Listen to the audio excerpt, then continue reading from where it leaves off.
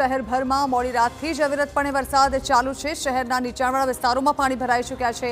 સેવાશ્રમ માર્ગ, પાંચબત્તી, કસક સર્કલમાં પાણી ભરાયા। નવરાત્રિના આયોજનો પર પાણી ફરી વળ્યું છે। શહેરના મોટાભાગના પાર્ટી પ્લોટ્સમાં પાણી ભરાઈ ચૂક્યા છે।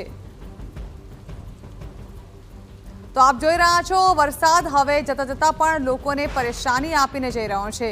તસવીરો બતાવી રહ્યા છે ભરૂચથી, જ્યાં આપ જોઈ રહ્યા છો રસ્તા પર જાણે કે નદીઓ વહેતી હોય તે પ્રકારે ભારે વરસાદી પાણી ભરાઈ ચૂક્યા છે અને વરસાદી પાણીને કારણે હાલ લોકોને ભારે હાલાકી ભોગવવી પડી રહી છે। ખાસ તો જે ગરબા આયોજકો છે તેઓને મોટું આર્થિક નુકસાન વેઠવાનો વારો આવ્યો છે, કારણ કે આવી જ પરિસ્થિતિ મોટાભાગના ગરબા ગ્રાઉન્ડ્સમાં પણ જોવા મળી રહી છે, જેને કારણે હવે અહીં ગરબા થવા પણ શક્ય નથી। ત્યારે ભરૂચમાં હાલ વરસાદને પગલે કેવી પરિસ્થિતિ છે તે વિશે વધુ વાત કરવા અમારા સંવાદદાતા અંકિત મોદી અમારી સાથે જોડાઈ રહ્યા છે। અંકિત, જો કે તસવીરો જ ઘણું બધું કહી જાય છે, પરંતુ આજે નવરાત્રિના હવે માત્ર 3 દિવસ બાકી રહ્યા છે અને હવે છેલ્લા દિવસોમાં લોકોએ ગરબે ઝૂમવું હોય, પરંતુ તે પહેલાં જે દ્રશ્ય ભરૂચથી સામે આવ્યા છે તે હવે પ્રશ્નાર્થ ચિહ્ન સર્જે છે। જાણવા માંગીશું કેવો વરસાદી માહોલ ભરૂચમાં સર્જાયો છે હાલ? જી બિલકુલ, આજે સવારથી મેઘરાજાનો મિજાજ બગડ્યો છે અને ખેલૈયાઓમાં તેના કારણે નિરાશા ફેલાઈ ગઈ છે। છેલ્લા 2-3 કલાકની જો વાત કરીએ તો ભરૂચ, અંકલેશ્વર અને આસપાસના વિસ્તારમાં ખૂબ જ ધોધમાર વરસાદ વરસ્યો હતો।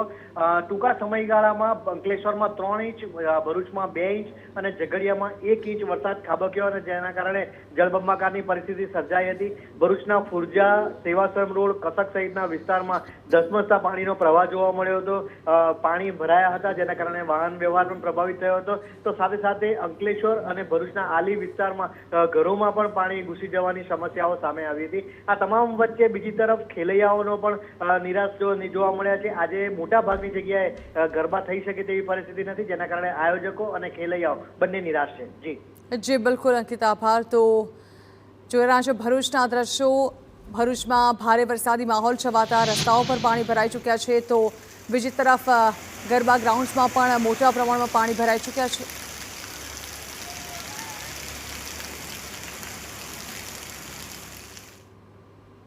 આ તરફ